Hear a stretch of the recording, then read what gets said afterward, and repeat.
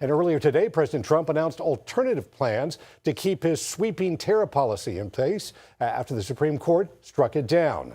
In a 6-3 decision, the High Court ruled the president does not have the authority to impose tariffs under a 1977 emergency powers law he used to levy taxes on nearly all U.S. global trading partners. President Trump says he will continue his policy by collecting new 10% global tariffs under a different statute.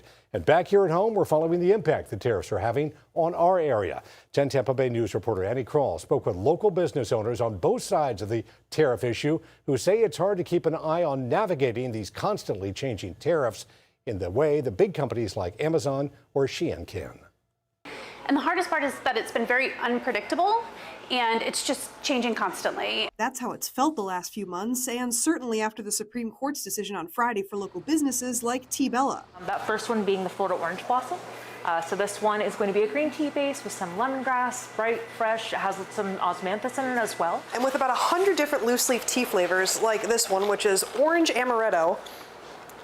Ooh, that's good. Owner Abigail St. Clair says most of their product does come from overseas. It's been chaotic. And so I'm not sure that rolling it back will be the smoothest process either, but we're grateful that we're at least headed in that direction. And I am so hopeful that things will get a lot easier.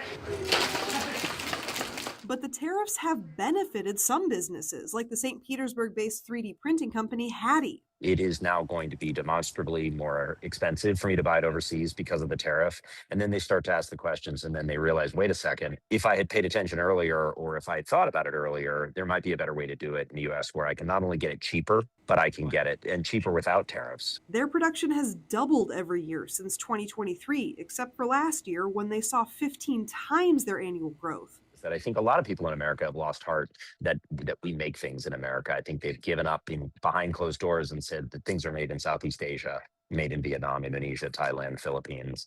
And when you have a labor advantage, it's very hard to make things in America when other countries have a labor cost advantage.